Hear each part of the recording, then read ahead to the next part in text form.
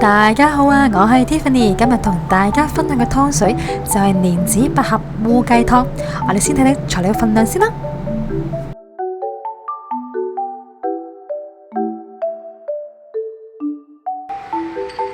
呢個就係北沙參，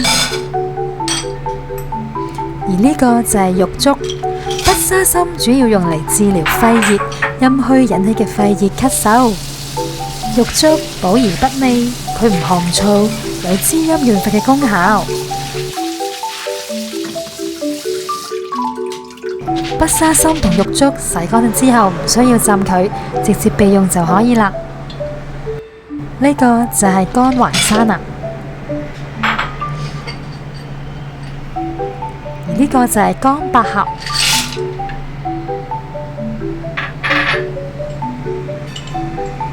呢個就係開邊雙蓮，乾淮山同埋開邊雙蓮都有健脾嘅功效，而乾百合就有潤肺止咳嘅功效。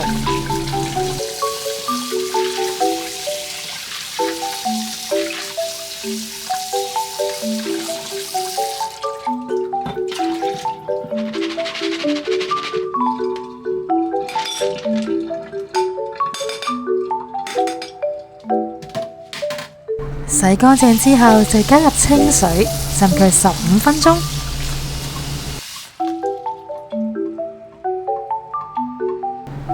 呢隻就係竹絲雞啦，佢有另一個名叫做烏雞。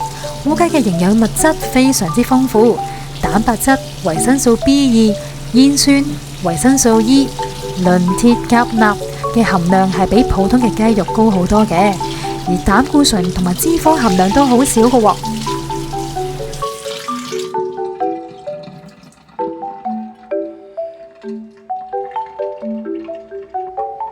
呢個就係瘦肉嘅肉眼，咁我通常煲雞湯呢，就一定會加少少瘦肉啦，咁煲出嚟嘅湯呢，就會好飲好多嘅。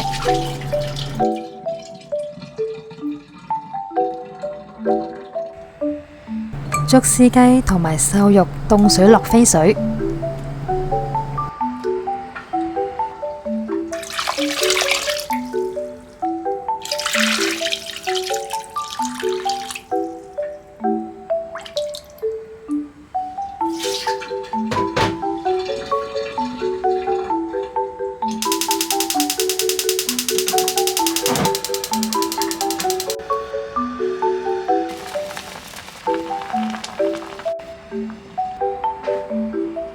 竹絲雞同埋瘦肉飛完水之後，就用清水沖返乾淨佢，然後備用。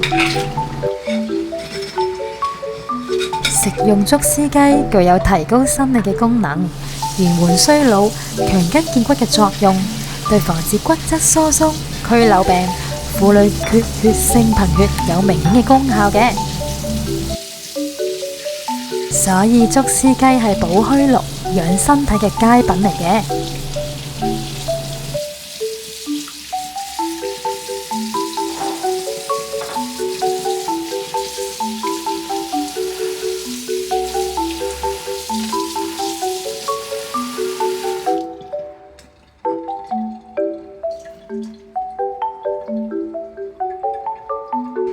如果所有材料都準備好嘅話，就可以將全部材料放入個湯煲裏面。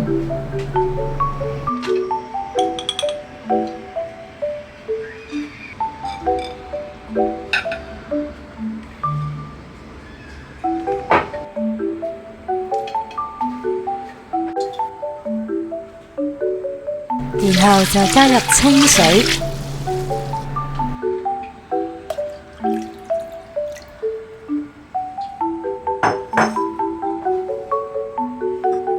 最後冚蓋煲個2個鐘，煲好前15分鐘，加入鹽就可以啦。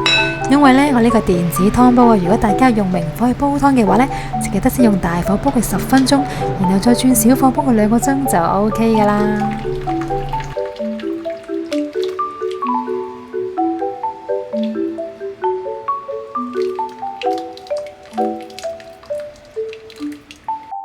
今日同大家分享嘅蓮子百合烏雞湯就已經煲好啦。如果大家有興趣想知道每一款材料嘅功效嘅話，就可以睇翻呢條片下邊嘅資訊欄，就會睇得翻噶啦。如果大家中意我哋呢條片，就記得俾個 like 同埋訂閱我哋嘅 channel 啦。咁下次再同大家再見，拜拜。